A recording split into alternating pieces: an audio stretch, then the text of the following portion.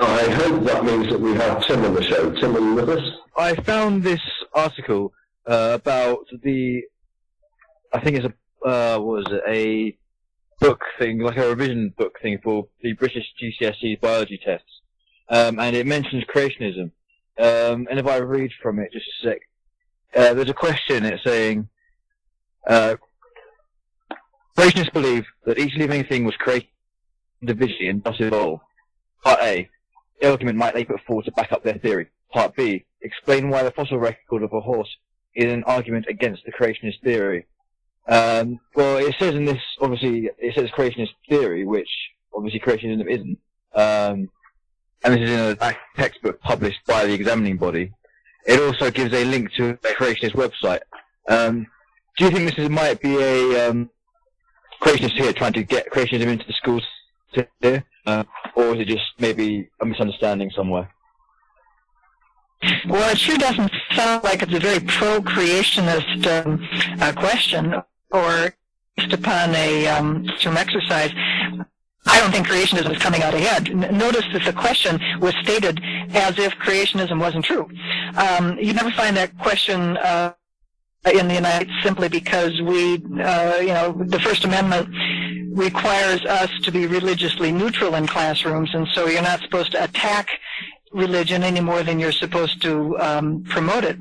And basically that's an example of attacking a specific religious view. So the word is a little odd. I mean, again, creationism is hardly a theory in the scientific sense, so that's not well worded that might mislead students. But I think it is very intriguing, that question about the horse phylogeny disproves creationism.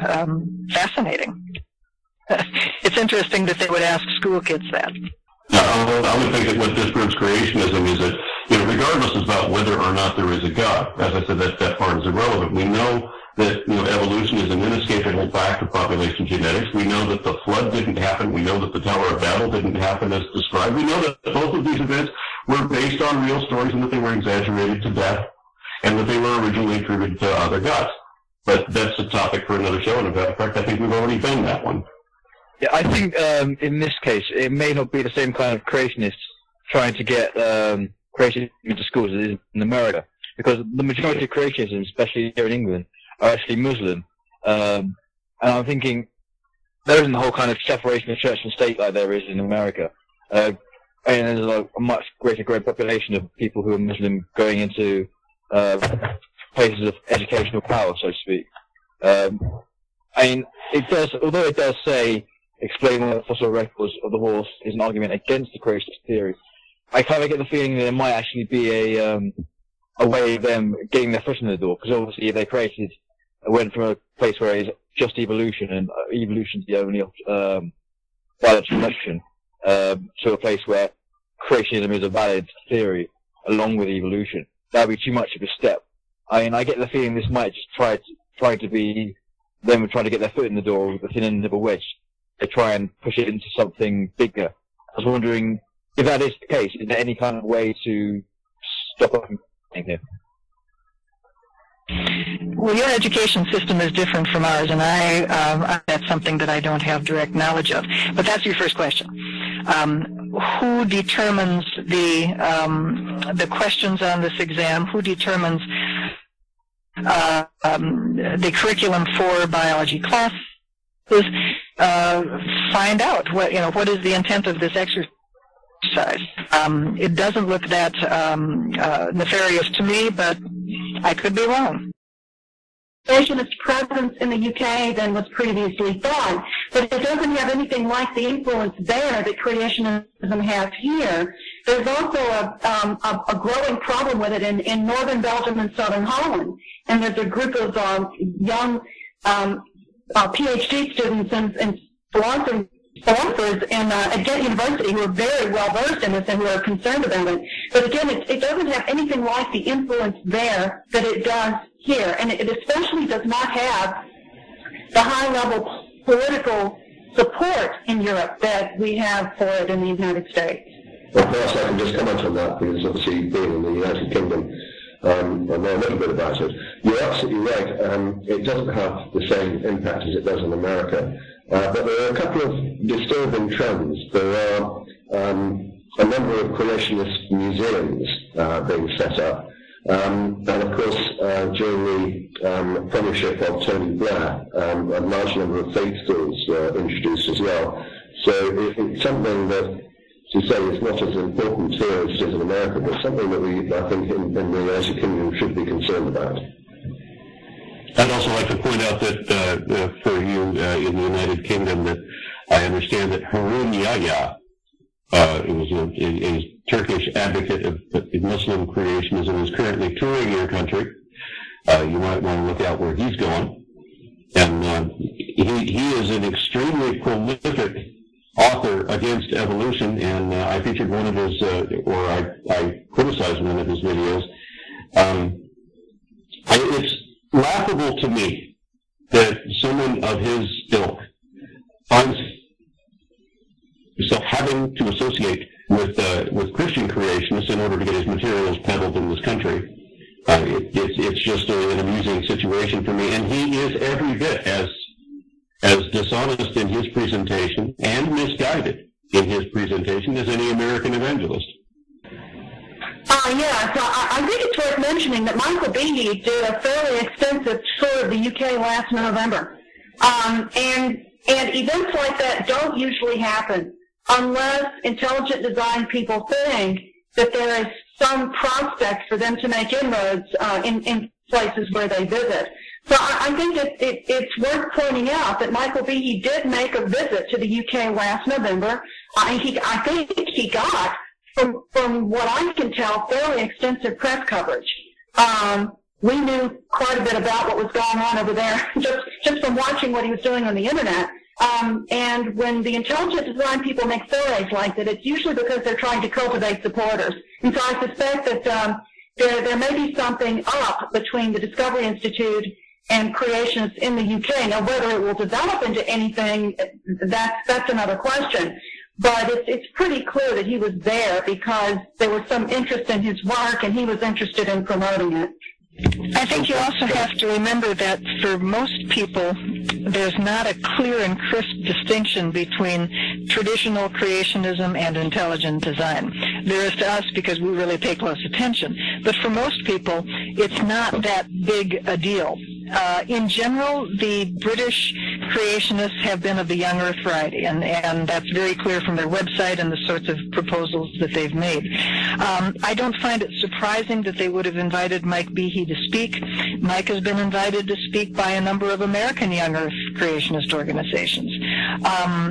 It's the aforementioned tension between the young earthers and the ideas notwithstanding. So I wouldn't necessarily put too much stock in and a possible effort of the ideas to try to be taking over the British situation. Most of the young earth creationists are perfectly happy to call themselves ideas at the drop of a hat because they don't make those kinds of fine distinctions that the folks at the Discovery Institute make. Just a final little comment about the creationism in the British Isles. In England, I don't really know that much about Northern Ireland or Scotland. Yes, indeed, the predominant source of anti-evolutionism that teachers feel is from Muslim students. They tend to not like evolution. They believe in human exceptionalism. The Quran is interpreted literally, and it's pretty similar to Genesis when it comes to the creation story.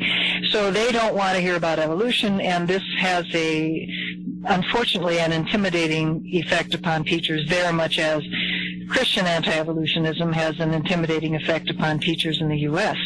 That said, there is this fledgling evangelical Christian movement, which is not a very large component of British Christianity at all, but it is, like every place else, it is quietly and steadily growing. So you really need to look down the road and consider that, in my opinion, a couple of things really need to be done. Even though you don't have the kind of knee-jerk anti-evolutionism in Great Britain that you have in the U.S., it has been shown by some survey research that British teachers really don't know very much about evolution. It's not that they're against evolution. You know, Darwin was your guy, so that's not a problem. But they still don't know very much about it, and they don't know how to teach it well. So that when either Muslims or Christian conservatives come up with the creationist literature, an awful lot of the British teachers really don't know how to handle it very well. And as a result, they may just decide, like unfortunately many of their American peers, to just skip that part of the lesson because it causes too much hassle. And that could, in the long run, and even the near short run, provide to be very injurious to British science education.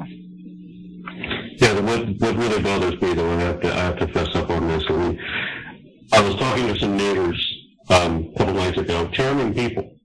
But, you know, at some point, if the conversation came up where they said, so you believe in the evolution? And, well, I tried to explain, you know, well, what I believe in. I don't necessarily believe in it, you know, it's just a fact of nature. And they both said, in their own right, well, if evolution were true, wouldn't we still have monkeys turning into people? Here's how you can answer. Here's a suggestion for how you might answer that kind of question, because it's something that Barbara and I get a whole lot. When somebody says to you, well, you know, if man evolved from monkeys, why are there still monkeys? I mean, the idea being this kind of great chain of being that, you know, of course monkeys will turn into humans if they just hang around long enough. The relationship between us and monkeys is that of cousins, okay? Saying, if man evolved from monkeys, why are there still monkeys? Is sort of saying, if you evolved from your cousin, why is your cousin still here? And the obvious answer is, well, that's ridiculous. I didn't evolve from my cousin. Right. You and your cousin shared a common ancestor. Right. We and monkeys shared a common ancestor. Eugenia, I would encourage you very much to check my video list and look for the video that says that it turns out we did come from monkeys. My answer to this is it's not that monkeys are still turning into people, it's that people are still monkeys. And before you argue that, because I know you want to, please watch the video. I think I present a pretty good argument in that. What's shameless self-promotion? I'm sorry. I think Tim wanted to add something. Tim, back to you. So the main thing that worries me is that obviously in America you have this huge Christian movement of creationists. As a result, you've got all these atheist groups coming together to try and keep creation out of schools. My main worry here is, obviously, because it's more secular, there's no, as far as I'm aware, atheist groups in the same kind of way. And I think the main problem that we may have here is we've kind of gone soft towards it. I was thinking, would it be worth maybe trying to organize a group of people who to actively, would you recommend that I should get a group of people together? Or was it just something I should maybe wait to let it keep its course? Well, you don't have to get a group together. There already is a group. I would encourage you to check the website for the British Centre for Science Education. Barbara mentioned them earlier. The British Centre for Science Education does the kind of grassroots support of teachers that we do in the United States. They're a really good bunch of people, and they really get help where it's needed, which is at the local school level. When teachers are challenged for the teaching of evolution and maybe don't know the arguments, the rebuttals to the arguments, or when, you know, various kinds of things happen, the BCSE is there to help them out. Now, it sounded a little bit like, and please pardon me if I'm putting words in your mouth and correct me immediately, but it sounded like you were maybe recommending the formation of a group that would actively work against the spread of conservative religious views, which is a different issue from actively working to improve the teaching of evolution or defend the teaching of evolution in the schools. That would be a separate organization from the British Centre for Science Education. No, the British Centre for Science Education is pretty much what I was thinking of, that kind of thing. Because I'm not really that fussed about people's beliefs in general. It's mainly in the central teaching system that I'd like to keep creationism out of the classrooms, really.